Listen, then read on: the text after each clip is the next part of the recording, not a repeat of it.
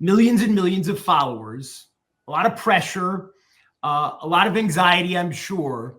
So what is it about this job in particular that you guys do that you love? Chimes.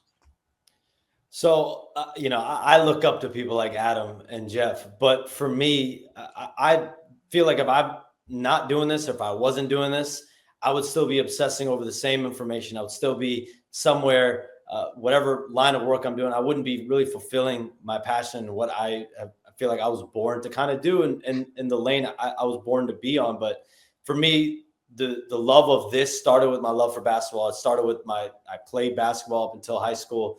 And then I got cut sophomore year of high school. And then it was like, what do I do next? And I loved writing and I loved basketball. And it was just combining both passions. And I really feel strongly like if I wasn't doing this, I probably would be lost and still obsessed with all of this stuff anyway. And so to be able to cultivate relationships along the way.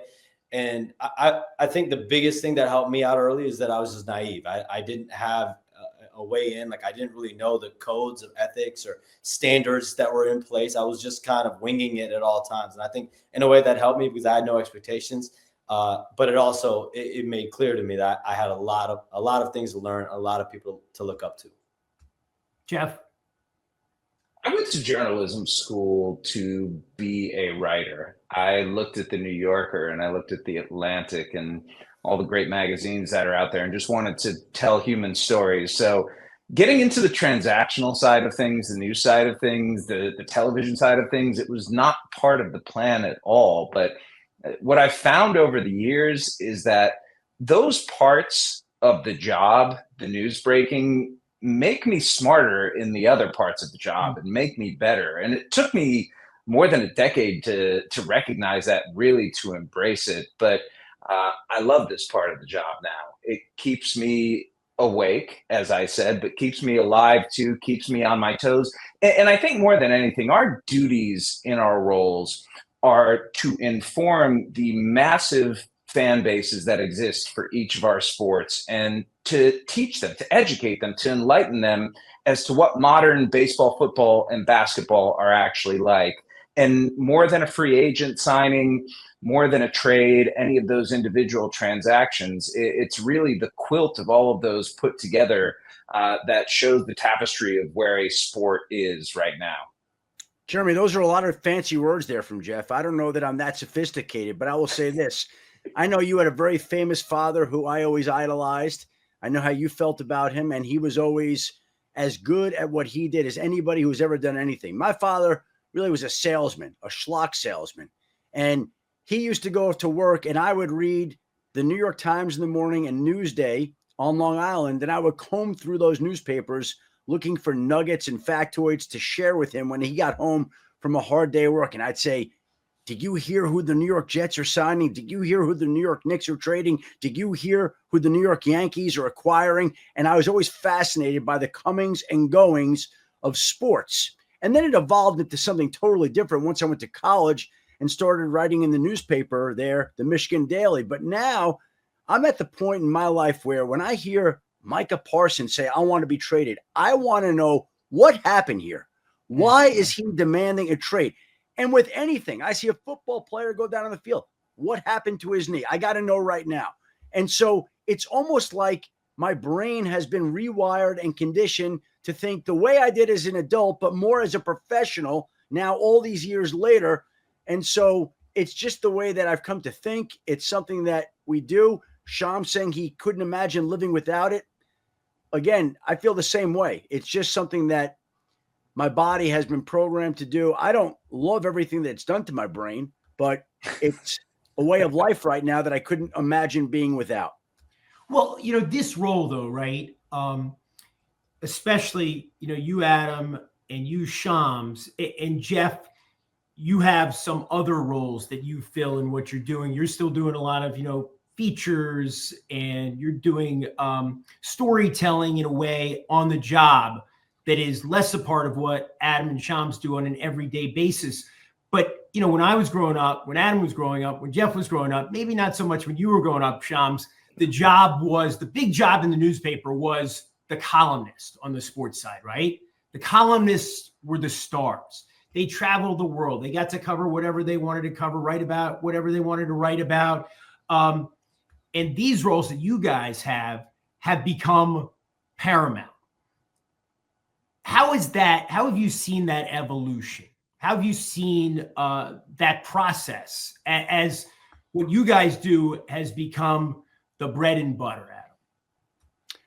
Well, we alluded to the fact of your father, and I could think growing up, I wanted to be like Dick Schaap. I wanted to be like Mitch Albom. I wanted to be like Mike Lupica and many of the men that created this show that we're doing today. That was my goal. And I don't know how and when it changed, Jeremy, but somewhere along the way, there was a shift from opinions to information.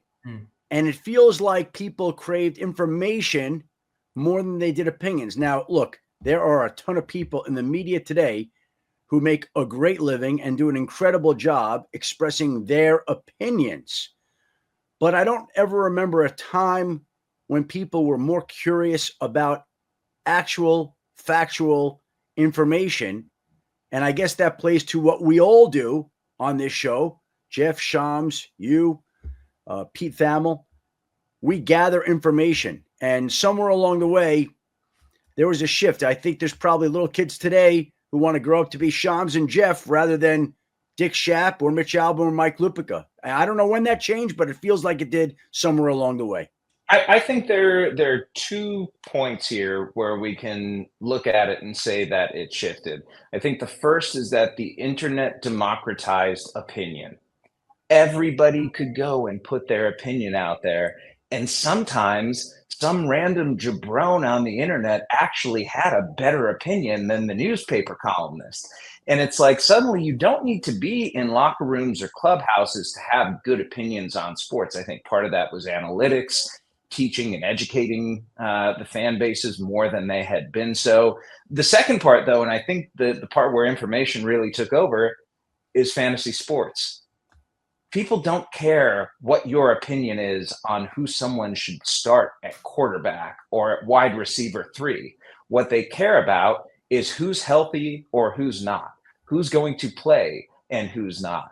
And I think the proliferation of that is ultimately what helped push you, Adam, to the point you are right now. You know, one of the, sorry to say it, don't mean to blow your head up, like one of the most powerful people in sports. When you say something, it matters. And tens of millions of people are influenced by it. And Shams, you're a young guy. You're just getting into this. I'm sure you see that the same way, though, and understand and recognize there's a large responsibility that comes with that.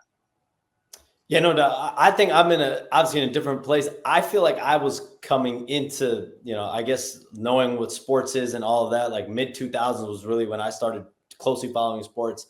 And I think that around that time, that 2006 to 2010 period, like for me, I was just so obsessed with like, where's this player going in the NBA? Where's this coach going? Like, is this trade happening? Like I was growing up in Chicago, like I was really monitoring every day leading up to each trade deadline. I remember in middle school and in high school specifically, like I was obsessed with that stuff. I would be sitting in science class, like 7th, 8th grade, or the Bulls going to trade for TJ Ford or Aaron Aflalo. Like that's really what consumed my life.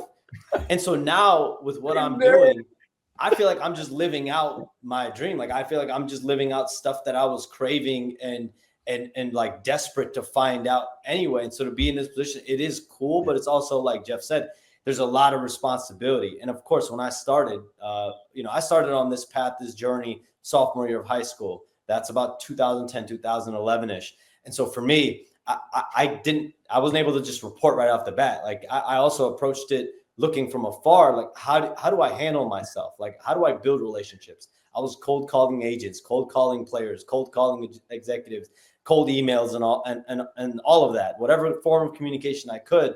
And then it really was like analysis and feature stories. So like I really came up as a writer. I was writing 3,000, 5,000 words a day in high school and in college. And it wasn't until I started to break a few stories that I don't know if I love the adrenaline rush that came with it.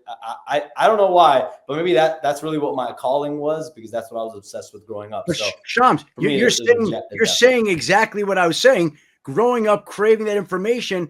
And you started this in 2010-11, which oddly enough, I joined ESPN in 2009.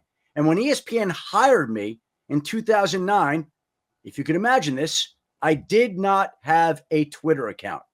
Okay. So they hired me without having an account. I remember one of my buddies at NFL Network, Bardia Charania, who I work with there, he said, you should try this Twitter thing. It's kind of fun and interesting. I think you're going to like it. And so literally, you're June 2009. Jeff's right around the same time. And you might be 2010, Shams, but you were like 14. So you probably have I was 2010. That's good. Right, I No, looked it up. was. Yeah. I started. And you know why I did Twitter 2010? account. It's because of LeBron James. That's it. That's the only reason. Oh, we love the interaction. Go ahead, Jeff. Yeah, I started my Twitter account. I was in Big Bear, California, and I was about to have breakfast with Shaun White because I was writing about the Olympics and was going to be doing a feature story on him. And someone texted me, Aroldis Chapman, who's near the end of his career now. Aroldis Chapman is signing with a National League Central team. And it was early in the morning, and I was working at Yahoo Sports at the time, and they're all based out of California, so everyone was asleep. So I wasn't going to be able to get it up there. I had tried to hold off so much getting onto Twitter. I'm like, I don't need another thing to do. And finally, I was like, all right, no other way to get this information out. Let's put it out there. And that was the beginning of the most dysfunctional relationship in my life. Right. But that's also the spot. And we're trying to figure out when this changed.